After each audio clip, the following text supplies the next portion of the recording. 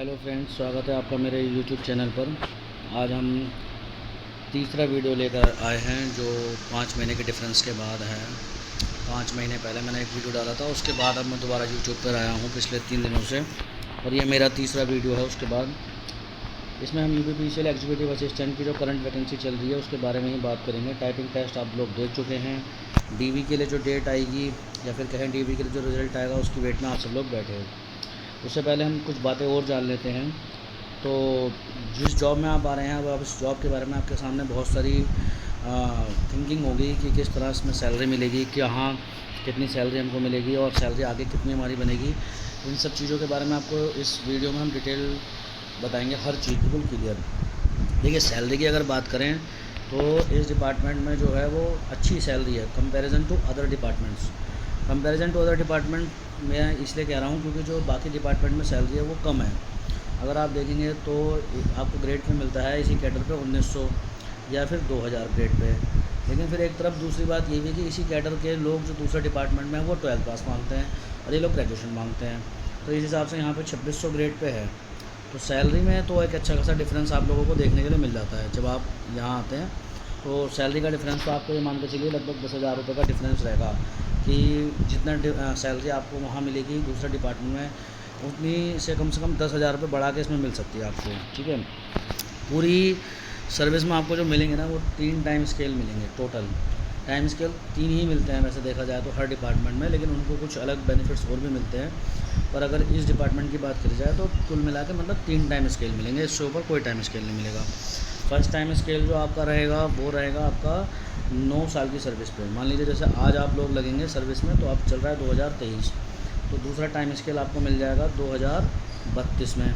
ठीक है, तीसरा टाइम स्केल जो लगेगा सर्विस शुरू होने के 14 साल में, मतलब फिर जब 14 साल होंगे आपके 2037 में। ठीक है, फिर जो तीसरा लगेगा, सॉरी वो दूसरा था, और जो तीसरा टाइम स्केल लगेगा फिर वो आपका लगेगा 2042 में जाके। तो इस तरीके से आपका जो है टाइम स्केल का प्रोसीजर रहेगा। अभी जो आप जिस सर्विस में आ रहे हैं इसमें जो स्टार्टिंग में ग्रेड पे है वो है 2600। जब पहला टाइम स्केल लगेगा तब उसमें दूसरा हो जाएगा 3000 ग्रेड पे। जो तीसरा लगेगा वो दूसरा लगेगा, ये पहला मतलब 2600 पे तो आप लग रहे हैं, ये फर्स्ट हो गया। सेकंड आपका हो गया 4200, जो है सेकंड आपका जो है 4200 हो गया। और जो थर्ड टाइम स्केल है वो लगभग 4800 रुपये का आपको मिलता है। ठीक है, लगभग मतलब लगभग तो नहीं, पूरा जो है 4800 रुपये का मिलता है। अब जो स्टार्टिंग सैलरी आपकी रहेगी इसमें वो रहेगी 27,200 रुपये। जो आप ज्वाइन करेंगे वो 27,200 रुपये करेंगे। जब आपकी 9 साल की सर्विस हो जाएगी तब आपको ये मान के चलिए 36,600 रुपये आपकी बेसिक रहेगी, 36,600 हो जाएगी। तो टाइम स्केल पे कुछ ज़्यादा मतलब प्रभाव नहीं पड़ता है। मान के चलिए कि एक एक्स्ट्रा इंक्रीमेंट समझ लीजिए हो जाता है। अब एक में मान लीजिए 2 एक्स्ट्रा इंक्रीमेंट हो जाता है, मतलब एक रहता है फिर उसके बाद एक अलग। मैं अभी आपको एक टेबल दिखाऊंगा उसमें आपको समझाऊंगा। जब 14 साल की आपकी सर्विस हो जाएगी तो आपके 43,900 रुपये हो जाएंगे लगभग, और जब आपकी पूरे 19 साल की सर्विस हो जाएगी तो 53,600 रुपये। इंक्रीमेंट्स आपके कंटिन्यू लगते रहेंगे। ठीक है, इंक्रीमेंट साल में एक बार लगता है। तो क्योंकि अब लोग जो आएंगे वो जुलाई के बाद आएंगे, मतलब जुलाई से अगले सेशन में आएंगे। जून तो अब निकल गया, जून में तो देखिए कोई आने से रहा, तो मतलब जुलाई के बाद सबका आना होगा। तो जुलाई के बाद जो आएगा तो हर साल आपका इंक्रीमेंट जो है वो जुलाई में लगा करेगा। इसमें ये होता है कि अगर कोई जनवरी से लेकर जुलाई के बीच में आ जाता है ना, वो जनवरी से लेकर जून के बीच में, तो उसका इंक्रीमेंट लगता है जनवरी में, और जो फिर आता है जुलाई से लेकर दिसंबर के उसका लगता है जुलाई में। तो जो आप लोगों को पहला इंक्रीमेंट मिलेगा वो आपको मिलेगा अब क्या कहते हैं अगले साल 2024 में जाकर आपको पहला इंक्रीमेंट मिलेगा। लेकिन इसका मतलब ये नहीं कि इस बीच में सैलरी नहीं बढ़ती, सैलरी भी बढ़ती है इस बीच में, क्योंकि डीए लगते रहते हैं। जैसे अभी जो है ना डीए रिसेंटली 42% हुआ है, और जब अब हर 6 महीने में जो डीए है वो रिवाइज़ होता है, मिलता थोड़ा लेट है। जैसे ये वाला जो 42% हुआ है ये जनवरी वाला है, और जनवरी वाला जो डीए है वो जून की सैलरी से इम्प्लीमेंट होगा, मतलब जून की सैलरी जो जुलाई में मिलेगी उसमें मिलेगा। तो ये जो 42% डीए है और इसमें जो 5 महीने का है, मतलब जनवरी, फरवरी, मार्च, अप्रैल, मई, ये आपका सीपीएफ वाले अकाउंट में चले जाता है। तो इसलिए जनवरी वाला डीए जो अब जाके दे रहे हैं, तो इसलिए आप 42% डीए पर होंगे। फिर जब आप आ जाएंगे मान के चलिए दिवाली के आसपास एक और मिल जाएगा, सपोज़ करिए उस टाइम 4% का ही मिल गया, तो उस टाइम फिर आपको 46% मिल जाएगा। फिर इसके अलावा जब जनवरी वाला फिर मिलेगा तो वो अगले साल मिलेगा, मान के चलिए वो फिर 40% 4% बढ़ गया, तो फिर वो हो जाएगा लगभग 50% डीए। तो उसके बाद आपका जुलाई में इंक्रीमेंट लग ही जाएगा अगले साल वो। हाँ, इंक्रीमेंट जो होता है ना वो 3% का लगता है। सबको लगेगा कि 3% कितना होता है, मतलब 3% जो लगता है बेसिक का, जैसे मान लीजिए 27,200 है तो इसका सिर्फ 3% इंक्रीमेंट लगेगा हर साल। मतलब बहुत कम लगता है दिखने में, लेकिन क्या करें, यही मिलता है। अब इसका जो ऊपर आ जाएगा ना 3% करेंगे तो इसका निकलता कुछ और है, मतलब 816 रुपये के आसपास आई थिंक निकलेंगे। लेकिन जो राउंड फिगर में लेते हैं तो फिर जो इंक्रीमेंट लगने के बाद हो जाएगी 28,000।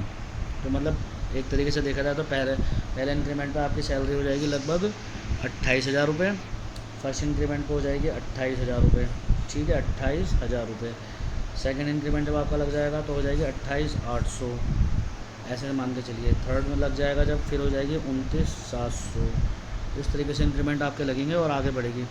और जब आपका फोर्थ इंक्रीमेंट लगेगा तब मान हो जाएगी 30,600, फिर पाँचवा लगेगा तो हो जाएगी 31,500। ये ऐसे करके इंक्रीमेंट आपके लगेंगे। आप देख लीजिए कितने कितने रुपए इंक्रीमेंट के हिसाब से बढ़ते हैं। डीए में फ़र्क आ जाता है तो थोड़ी सैलरी बढ़ जाती है, लेकिन फिर भी एक सैलरी जब बढ़ती शुरू में जब आप आएंगे तो एक सैलरी में मतलब ज़्यादा डिफरेंस नहीं रहेगा, जब भी बढ़ेगा 1,000 रुपये बढ़ेगा। और एवरेज जो बढ़ते हैं ना पूरे साल में, अगर एक जिस पोस्ट पर आप ज्वाइन कर रहे हैं लगभग 3,000 रुपये मान के चलिए साल में बढ़ते हैं, वो भी तब अगर डीए लगभग 4% का या फिर 3% का रहे तब एवरेज आपके मतलब रहेंगे कि 3,000 रुपये आपके एक साल में बढ़ जाएंगे सैलरी में, ये है, ठीक है।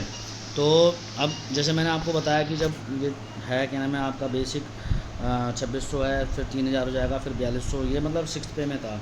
उसके बाद जब ये 7th पे आ गया है, क्योंकि आए हुए 2016 में ही आ गया था, तो उस हिसाब से अगर कैलकुलेट करें तो 27,200 पे आप ज्वाइन करेंगे, 36,600 हो जाएगा आपका फर्स्ट टाइम स्केल पे, सेकंड पे हो जाएगा 43,900 और थर्ड टाइम स्केल पे 53,600।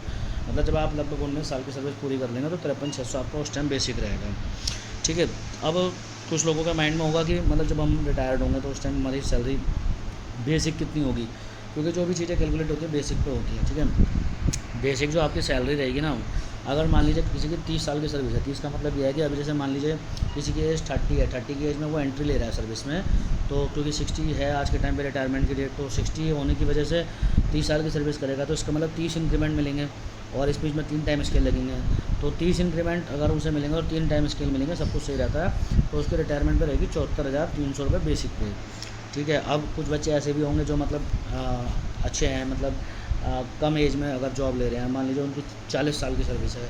अब 40 साल की सर्विस किसकी हो सकती है, जो मान लीजिए 20 साल के लगभग आसपास एंट्री ले रहा है। वैसे 40 तो नहीं होने वाली किसी की, क्योंकि 21 साल तो एज ही है, तो 40 तो नहीं होने वाली, रहेगी लगभग 39 साल। तो वैसे 40 साल अगर होती तो 99,800 रुपये मान के चलिए कि आपका जो है रहता, 99,800 रुपये आपका बेसिक रहता है। वैसे 21 साल की एंट्री तो 22 में मान के चलिए, 2 इंक्रीमेंट कम मान लीजिए, तब भी लगभग ये मान लीजिए कि फिर आपका जो है 98,000 के आसपास, अगर आप मतलब अभी इनिशियल स्टेज पे अगर आप एंट्री ले रहे हैं तो 98,000 रिटायरमेंट के आसपास आपका बेसिक रहेगा। वैसे 30 साल की मैं फिर भी मान के चल रहा हूँ कि आपकी 30 साल की सर्विस रहेगी तो आपके लगभग 74,300 3 टाइम स्केल्स मिलेंगे और कुछ नहीं मिलेगा, ध्यान रखिएगा। फाइनेंशियल बेनिफिट्स नहीं मिलते हैं कुछ खास, या फिर कई मिलते ही नहीं है जब प्रमोशन होता है, क्योंकि प्रमोशन जो है वो सिर्फ डॉक्यूमेंटेड है, ना कोई राइट्स मिलेंगे आपको ज़्यादा एक्स्ट्रा, ना कोई बेनिफिट्स मिलेंगे, ठीक है। जो काम आज आप कर रहे हैं कल भी आप वही करेंगे। कोई ये नहीं कि आपको इंडिपेंडेंट ऑफिस मिल जाए या फिर आपको गाड़ी मिल जाए, आज के टाइम पर तो ऐसा कुछ नहीं है। और इस कैडर का इसी कैडर में प्रमोशन होता है, ये नहीं कि आप इस कैडर में कल को आपको कंटेंट बना देंगे, नहीं, अभी ऐसा कोई प्रोविज़न नहीं है। मतलब इसके अलावा या फिर आपको आर ओ का थोड़ा बहुत है, लेकिन बस समझ लीजिए कि कुछ मिलता नहीं है, ठीक है।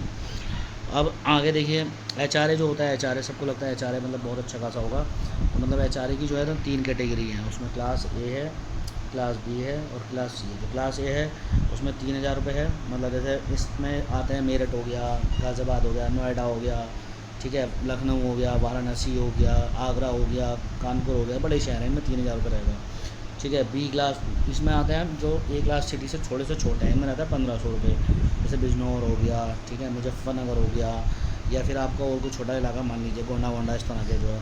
C क्लास की जो सिटी है उसमें मिलेंगे आपको मात्र 1,000 रुपये HRA। अच्छा, HRA जो है ना आपका यही रहेगा, उसे समझ लीजिए, जब तक आपका पहला टाइम स्केल नहीं लगेगा। जब पहला time scale, second time scale, third time scale रहते हैं ना, तब तो उसमें HRA चेंज होता है।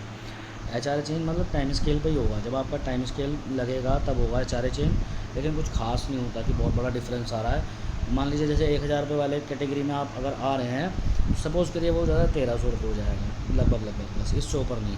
अगर आप मान लीजिए कि क्या नाम है आ रहे हैं उसमें दो जो 1,500 वाली कैटेगरी है, तो 1,500 वाली कैटेगरी में आ रहे हैं, तो जब पहला टाइम स्केल लगेगा लगभग 1,800 रुपये हो जाएगा। मतलब कुछ खास नहीं फ़र्क आता, तो कोई बहुत फ़र्क आ रहा हो ऐसा कुछ नहीं है, ठीक है। और इस तरीके से मतलब 3 टाइम स्केल। अब कुछ सेंट्रल गवर्नमेंट के जो वो होते हैं एम्प्लॉयज़ होते हैं ना, तो उनका जो एचआरए होता है ना वो डीए पे डिपेंड करता है। मतलब कहते हैं कि मतलब 25% अगर आपका 25% से ऊपर अगर डीए चले जाता है ना, तो फिर एचआरए रिवाइज़ हो जाता है, बढ़ जाता है, ठीक है। और उसमें एचआरए जो है फिर पे के अकॉर्डिंग भी रिवाइज़ होता है, तो उसमें बहुत बेनिफिट मिलते हैं लोगों को, बहुत बहुत एचआरए मिलता है, मतलब 20-20 हज़ार का एचआरए मिलते हैं। लेकिन यहाँ पर ऐसा नहीं है, ये फ़िक्स है बिल्कुल। इसमें ये नहीं कि आपका अगर आप 10,000 रुपये दे रहे हो किराए का तो आपको 10,000 दे देंगे, ऐसा कुछ नहीं है, ठीक है। मेडिकल अलाउंस जो है, मेडिकल अलाउंस में आपको 200 रुपये मिलेंगे वोल लाइफ, अभी के लिए तो यही है। 200 रुपये मेडिकल अलाउंस है, चाहे कोई नया हो चाहे कोई पुराना हो, इसमें कुछ नहीं बढ़ता। और यहाँ तक कि जो मतलब जो हायर अथॉरिटीज़ है ना इस डिपार्टमेंट में, क्योंकि कैडर का कितना भी बड़ा हो, मतलब आप ये लगा लीजिए चीफ इंजीनियर हैं, एससी हैं, एक्सियन है, सबका मतलब 200 रुपये ही है। जितने भी बड़े बड़े अधिकारी सबका 200 रुपये मेडिकल अलाउंस है। इसमें कोई चेंजेस नहीं होंगे कभी भी। मतलब भविष्य में कोई नया नियम आए तब बात अलग है, लेकिन आज की डेट में ऐसा कोई चेंजेस नहीं हो सकते, ठीक है। इलेक्ट्रिसिटी चार्जेस अलग अलग कैडर के अलग अलग हैं, और इस कैडर में हर ऑफिस में मतलब यहाँ एक चीज़ और देखने के लिए मिलती है कि एक ऑफिस में कुछ और रूल चल रहे हैं, एक ऑफिस में बेसिक रूल्स हैं मतलब सारे ऑफिसों में, लेकिन फिर भी मतलब एक यूनिफिकेशन ज़्यादा नहीं है। बहुत ज़्यादा आपको डिफरेंसेस देखने के लिए मिलेंगे। मतलब किसी ऑफिस में जो इलेक्ट्रिसिटी चार्जेस हैं वो आपके किसी ऑफिस में कुछ कट रहे हैं, किसी ऑफिस में कुछ कट रहे हैं। मतलब एक ऑफिस में मान लीजिए 499 कट रहे हैं, तो एक में कट रहे हैं 540। एक सैलरी स्लिप अभी मैं आपको दिखाऊंगा, वो 499 पे उसमें जो है चार्जेस कट रहे हैं, कुछ ऐसे नहीं इसमें 540 कट रहे हैं, पर हम 540 मान के चलते हैं क्योंकि जो स्टैंडर्ड रूल है वो 540 है। वैसे तो ये फैसिलिटी ख़त्म कर दी है, लेकिन अभी कट रहे हैं, ठीक है। कह दिया है कि LMB1 मतलब होम डोमेस्टिक में खोलिए, मीटर लगाइए, और जो डिपार्टमेंट के हैं उनसे भी पैसा वसूल करिए। और क्या होता है चलो देखते हैं इसका भी आगे, ठीक है। एक आपका CPF अकाउंट खुलेगा जब आप सर्विस में आ जाएंगे, इसको आते ही खुलवा लीजिएगा क्योंकि बहुत बेनिफिशियल है, मतलब रिटायरमेंट का फ़ंड है एक तरीके से, ये समझ लीजिए। तो ये जो CPF अकाउंट होता है ना, इसमें कंट्रीब्यूशन जाता है, इसमें जाता है आपका बेसिक का, जो बेसिक होती है वो, और आपका जो DA होता है वो, इसका 10% जाएगा, ठीक है। टोटल जो है इन दोनों को मिला के जोड़ो, जैसे 27,200 है प्लस इसमें आज की डेट पर 42% DA इनको जोड़ के जो बनेगा लगभग 11,424 बनेगा। उन दोनों को जोड़ के 10% निकालो, 3800 रुपये के आसपास निकलेगा, आपका फ़ंड में जाएगा। अच्छी बात यह है कि जैसे ये 3800 रुपये मान लीजिए आपके महीने के कट रहे हैं, तो ये आपके तरफ से कंट्रीब्यूशन हुआ, और 3800 रुपये ही लगभग कंट्रीब्यूशन होगा फिर एम्प्लॉयर की तरफ से, मतलब UPPCL की तरफ से एक अकाउंट ओपन हो जाएगा, और उसमें आपको हर महीने इंटरेस्ट भी मिलता है। इंटरेस्ट अच्छा मिलता है, आज के टाइम पर कहीं नहीं मिल रहा होगा इतना, मतलब 7.1% का इंटरेस्ट मिल रहा है, मतलब अच्छा इंटरेस्ट है। तो आप सोच के देखिए कि 7.1 इंटरेस्ट अगर आपको मिल रहा है तो कितनी अच्छी बात है, ठीक है। आगे अब नए जो है सैलरी कितनी रहेगी, मतलब जो इस बैच के लोग आ रहे हैं, तो ये मान के चलिए कि इस टाइम की जो आपकी सैलरी है ये है 27,200 बेसिक हो गया आप लोगों का, 11,424 इसमें बनेगा डी, क्योंकि 42% DA लगेगा। अब HRM क्लास A सिटी का ले लेते हैं 3,000 रुपये, ठीक है। मतलब अगर कोई 1500 लगा लीजिएगा, अगर कोई किसी की पोस्टिंग छोटे शहर में होगी और बहुत छोटे शहर में होगी तो 1,000 रुपये लगा लीजिएगा, ठीक है। मेडिकल अलाउंस आपको मिलेगा 200 रुपये, जो है वो फिक्स है।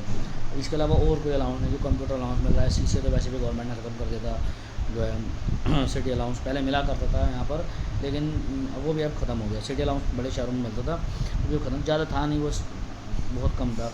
कुल मिला के अब मिल रहा है आपको 41,824 रुपये। 41,824 रुपये आपकी रहेगी ग्रॉस सैलरी, ठीक है। अब आ जाओ आप नीचे, इसमें आपके कुछ डिडक्शंस होंगे। तो इलेक्ट्रिसिटी डिडक्शन है आपका जो है 540 रुपये महीने के कट लिया करेंगे, और 3862 जो मैंने आपको बताया DA प्लस बेसिक का जो 10% है उसका आप निकालेंगे तो 3862 बैठेगा। तो ये दोनों काटने को 3862, तो इन दोनों को जोड़ लीजिए और उसमें से घटा दीजिए ग्रॉस में से, तो आपका है 37,422 रुपये। मतलब इनिशियल स्टेज पर एक जो न्यू रिक्रूटमेंट है, अगर उसकी क्लास A में पोस्टिंग हो रही है तो उसको लगभग 37,424 रुपये की पेमेंट होगी, ठीक है। 37,400 रुपये की पेमेंट हो, 37,422, ठीक है।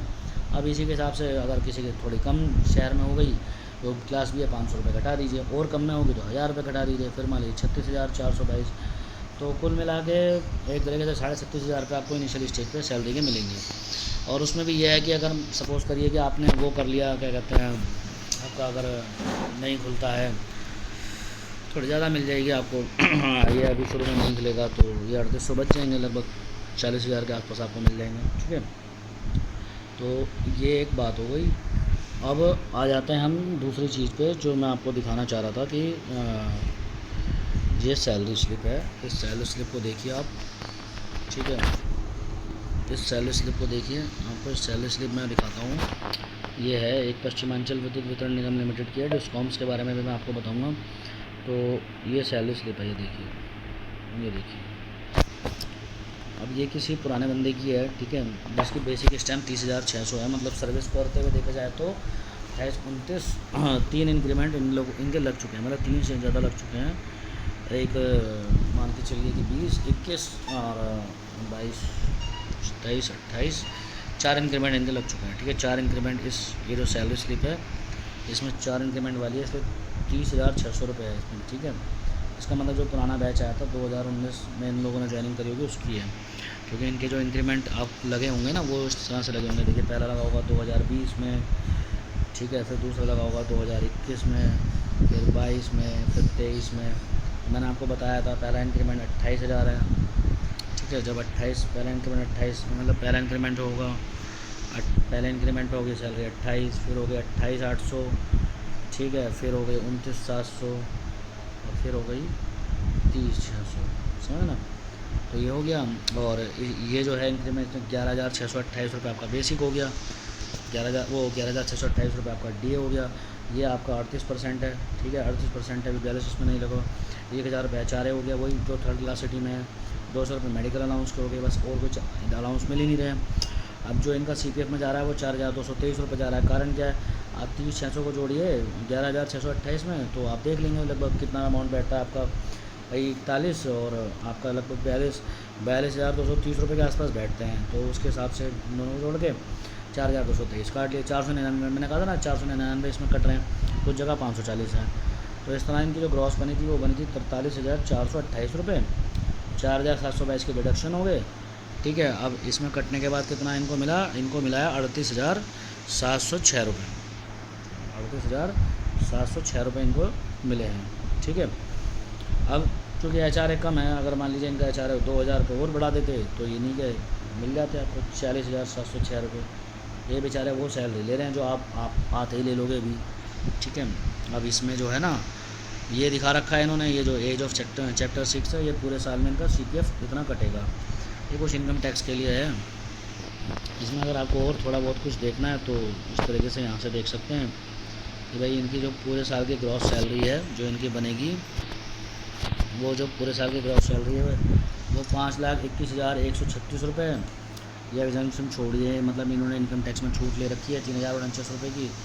तो उसके बाद इनके रह गए 5,18,087 रुपये, 50,000 का स्टैंडर्ड डिडक्शन हो गया और 4,68,087 रुपये हो गए। तो ग्रोस टोटल इनकम इसमें इन्होंने मानी है 472, जो ऊपर वाले हैं वो जोड़ लिए, और 64,236 रुपये CPF के इन्होंने घटा दी, क्योंकि इसको इनकम टैक्स में छूट मिलती है। तो 4,07,850 रुपये इनकम टैक्स का 7,892। लेकिन एक रूल होता है कि 12,000 रुपये तक का इनकम टैक्स जो होता है वो टैक्स फ्री होता है, ठीक है, उस पर रिबेट मिल जाती है। मतलब तो इनको कोई टैक्स देना नहीं पड़ा, आपको भी कोई टैक्स देना नहीं पड़ेगा। मान के चलिए अगले 10 साल तक कोई टैक्स आपको नहीं देना है, अब इनकम टैक्स के दायरे में आएंगे ही नहीं, ठीक है। तो एक चीज़ ये आपकी हो गई। एक चीज़ मुझे आपको और दिखानी थी जो सैलरी से रिलेटेड है, अगर किसी को कोई कन्फ्यूज़न हो। जो 7th पे आया था, तो उस 7th पे के लिए जो एक नियम थे पूरी आई थी, शीट आई थी। उस शीट में क्या था कि जितने भी नियम है कि किस तरह से इंक्रीमेंट लगेगा, किसी का जब टाइम स्केल लगेगा तो वो कहाँ जाएगा, कैसे क्या नाम है, और पूरी टेबल थी कि बेसिक कितना हो जाएगा, सब चीज़ उसमें थी। तो इस चीज़ को भी अभी देख लेते हैं, है ना। अभी मैं आपको दिखाता हूँ, ये देखिए ये वाली टेबल है। ये 7th पे जब लगा था तो उसकी पूरी की पूरी शीट आई थी इसमें। और इसमें मैं आपको कुछ चीज़ें पढ़वा देता हूँ कि जैसे मैंने आपको बताया था कि इंक्रीमेंट कैसे लगना है कैसे नहीं लगना है। तो वेतन मैट्रिक्स सभी कर्मचारियों के मामले में, अभी रुकिए मैं इसमें नीचे लेके चले जाता हूँ, यहाँ आपको दिखाता हूँ वेतन मैट्रिक्स में वेतन वृद्धि। यहाँ देखिए जैसे ये है कि लिखा है ये इन्होंने, अगर इंक्रीमेंट लगता है तो किस तरह से कि वार्षिक वेतन वृद्धि के फलस्वरूप संबंधित कार्मिक का वेतन होगा जो उसे वर्तमान में वेतन मैट्रिक्स में प्रयोज्य लेवल पर प्राप्त हो रहे मूल वेतन से उक्त लेवल में लंबवत चलने के फलस्वरूप। आप लैंग्वेज नहीं समझ पा रहे होंगे, लेकिन थोड़ा सा मैं बता देता हूँ आपको। जो बात मैं आपको बता रहा था इंक्रीमेंट की कैसे लगेगा जनवरी में किस कल का जुलाई में, वो ये रही कि 1 जुलाई की विद्यमान तिथि के स्थान पर वेतन वृद्धि की 2 तिथियाँ होंगी। पहले 1 जुलाई पर रहते थे सबके, लेकिन अब 2 कर दी, एक तो कर दी 1 जनवरी और एक कर दी 1 जुलाई, ठीक है। और एक ही देखो 2 जनवरी से लेकर 1 जुलाई के बीच जिन रिक्रूटमेंट होगी या फिर उनका प्रोन्नति मतलब प्रमोशन होगा या फिर सुनिश्चित कैरियर प्रोनियन मतलब टाइम स्केल मिलेगा, उनको 1 जनवरी को मिलेगा आपका इंक्रीमेंट, और जिनकी 2 जुलाई से लेकर 1 जनवरी के बीच में होगी अपॉइंटमेंट या फिर प्रमोशन या फिर क्या नाम है टाइम स्केल, उनको दिया जाएगा 1 जुलाई को। समझ गए? तो इन्होंने यहाँ पर एग्जांपल भी दे रखा है इस तरह का। अब हम नीचे आ जाते हैं, जो मुझे आपको चीज़ दिखानी है मेन, ये रही आप लोगों के मतलब को। देखिए मैं इसमें आपको थोड़ा सा समझा देता हूँ कि जैसे आप लोगों की पोस्टिंग जो है ना वो 2600 ग्रेड पे में है, तो बेसिक आपका है 27,200, तो 27,200 है ना। तो देखिए फिर तो 27,200 हो गया। देखिए मैं आपको दिखाता हूँ, अगर आपको नहीं देख पा रहे हैं, देखिए 27,200 आपकी यहाँ पोस्टिंग हो रही है। पहला इंक्रीमेंट लगा 28,800 पे, दूसरा लगा वो 28,800 लगा, फिर 29,700 लगा, फिर 30,600, फिर 31,500, फिर 32,400, फिर 33,400। ठीक है, अब यहाँ 9 साल की आपकी सर्विस होगी, 34,400 पे आ गया आप। ठीक है, तो इसमें क्या होता है, जब टाइम स्केल लगता है ना तो एक इंक्रीमेंट आगे देते हैं 35,400 पे। अब क्योंकि आप अगले उसमें जाओगे, यहाँ 3,000 वाले में चले जाओगे। जब आप 3,000 वाले में जाओगे ना तो फिर क्या होगा, देखिए ये 3,000 वाले में आप गए, मैं दिखाता हूँ आपको। 3,000 वाले में गए, यहाँ आप 35,400 पे थे। ठीक है, तो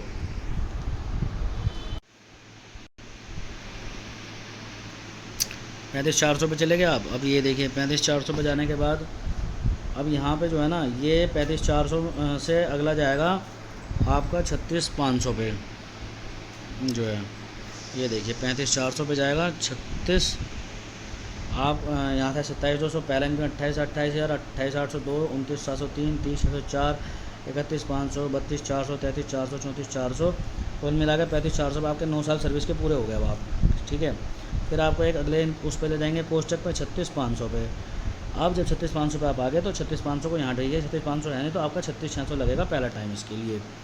फिर इसी तरह से अब आपकी 5 सर्विस होंगी, 5 साल की सर्विस और होंगी, मतलब आप जो है किस पे जाएंगे 14 साल की सर्विस पे। अब आपकी शुरुआत होगी 36,600 से, तो 5 इंक्रीमेंट गिनिए यहाँ पे, तो 5 इंक्रीमेंट आप गिनेंगे तो कितना होगा 37,700, 38,800, 40,000, 41,200, 42,400। अब क्या होगा कि 42,400 और आपका हो गया, इस तरह से आगे बढ़ जाएंगे आप। ठीक है, 36,600, 1 2 3 4 5, 42,400 हो गए। अब सेकंड टाइम इसके लगेगा तो एक आगे 43,700। अब 43,700 को खोजना पड़ेगा आपको इसमें क्योंकि अब आप चले जाएंगे 4200 वाले में, 42 वाला 43,700 इस पर मिलेगा नहीं तो 43,900 मिलेगा दूसरा टाइम स्केल, एक अगला थोड़ा सा मिल जाता है। अब 43,900 में भी फिर इसी तरह आप आगे बढ़ेंगे 5 साल की और मतलब 19 साल में जाना है आपको, तो इस तरीके से 43,900 में एक 45,200, फिर 46,600, 2 48, 49, 3 4 हो गए, 50,900 हो गए। फिर आप एक आगे जाएंगे 52,400 में। 52,400 के बाद आप फिर पहुंच जाएंगे फिर 4800 में, ये इस वाले में देखो, ये इस वाले में 4800 में। अब 52,400 में मिलेगा नहीं तो आपके हो गए 53,600, 53,600 3 टाइम स्केल 53,600 पे ख़त्म हो गए। अब मान लीजिए अब आप यहाँ से आप कोई भी लगा लीजिए कि आपका मतलब कितने वो साल में आप लोग रिटायरमेंट में कितनी होगी। मान लीजिए यहाँ किसी की सर्विस 19 साल की है, अब आपको मैं दिखा देता हूँ, किसी की सर्विस मान के चलो 19 साल की है तो 53,600 पे रिटायर होगा। जिसकी 20 की है वो 55,200 पे, 21 वाला 26,900, 22 साल की सर्विस जिसकी 58,600, 23 की जिसकी 60,400, 24 की जिसकी 62,200, 25 की जिसकी 64,100, 26 साल के सब 76, आगे बढ़ते जाएंगे। ठीक है, तो इस तरीके से ये नियम है, यहाँ पर आप देख सकते हैं। तो आज के समझता हूँ वीडियो में बहुत कुछ हमने बताया, आपने बहुत कुछ देखा, बहुत कुछ समझा। और अगर आपको ये वीडियो अच्छा लगा हो तो इसको लाइक करिएगा, चैनल शेयर करिएगा ज़्यादा से ज़्यादा, चैनल को सब्सक्राइब करिएगा। सारी इन्फॉर्मेशन ऑथेंटिक है, कोई भी जानकारी ना गलत नहीं दी जाएगी आपको, और आगे भी ऐसी वीडियो बनाए जाएंगे, बने रहिएगा। अभी इसमें बॉन्ड वगैरह के बारे में बताऊंगा, डिस्काउंट्स किस तरह से अलॉट होंगे, कैसे आपको चूज़ करने हैं, किस तरह से आपको अपने मनपसंद का चाहिए, और ये सब चीज़ें मैं आपको बताऊँगा, बने रहिएगा आप। ठीक है ना, थैंक यू सो मच और धन्यवाद। मैंने सोचा नहीं था कि ये वीडियो इतना लंबा हो जाएगा। कितना लंबा हो गए? 25 मिनट का हो गए यार पता छोटे वीडियो में तो तुम्हें